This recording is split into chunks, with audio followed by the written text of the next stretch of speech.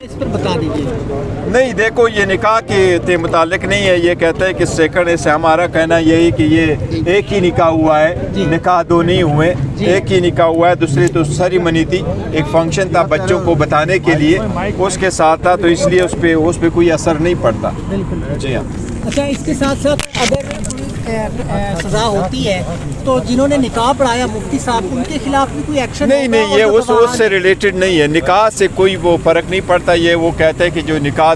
پہلا سیکنڈ نکاح ہوا ہے وہ ویلڈ ہے، پہلا نکاح انویلڈ تھا، اور ہمارا یہ کہنا ہے نکاح ایک ہی ہوا ہے اور عدت کے پیریڈ میں نہیں ہوا ہے، عدت کے پیریڈ سے باہر ہوا ہے۔ سیکنڈ ایک فنکشن تھی، فوٹو سیشن، دعا اور سیریمنی تھی، کیونکہ خان صاحب نے لندن میں چونکہ اس کے بچے ان کو اعتماد میں لینے کے بعد ان کو ڈسکلوز کرنا تھا، تو جس دن نکاح ہوا ہے اس دن عدت کا پیریڈ ختم ہو چکا تھا بالکل، اور یہ مانی ہوئی بات ہے، کوئی ایسی چیز نہیں ہے۔ دیکھو یہ کیس تو ایسا ہے کہ جو کیس کی بات کر رہے ہوں تو یہ لوگ کہاں سے یہ لے کے آتے ہیں؟ یہ تو صرف اور صرف اس کو اسکینڈلائز کرنے کے لیے لے کے آتے ہیں، ایک شیم لیس کیس لے کے آئے، اپنے بچوں کی ماں کے خلاف ایک بندہ آ کر کے اپنا الزام لگا رہا ہے، جس کے بارے میں وہ سب کچھ ہر جگہ کہہ چکا ہے کہ یہ پاک دامن عورت ہے، اور الحمدللہ وہ ہے بھی پاک دامن عورت۔ اور اسی کے ساتھ جو نکاح ہے، نکاح ایک سنت طریقہ اور نکاح عدت کے بعد پیریڈ کا ہوا ہے، اور پہلے سے ان کی طلاق ہو چکی تھی۔ اب یہ 6 سال بعد آ کر کے کہے، آج مولوی صاحب نے یہ بات مانی ہے عدالت میں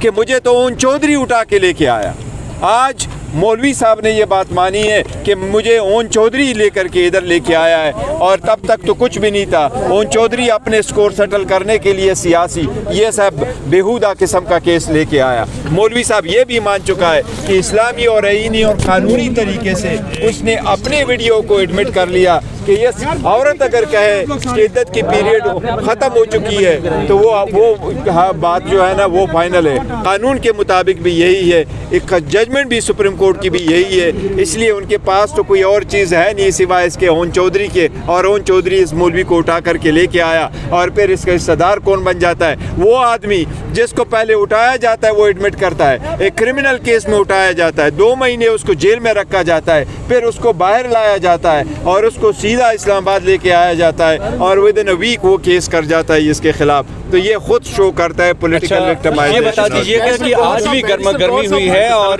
کل بھی ہوئی ہے، کیا وجہ ہے کہ آج دوسرا دن گرما گرمی ہوتی جا رہی ہے؟ دیکھیں وہ لوگوں کی کوشش ہی یہی ہے کہ کوئی ڈرامہ کر دے، تو آج کوئی گرما گرمی نہیں ہوئی تھی، کل تھوڑی بہت ہوئی تھی لیکن آج کچھ نہیں ہوا۔ اچھا بیرسٹر گور صاحب،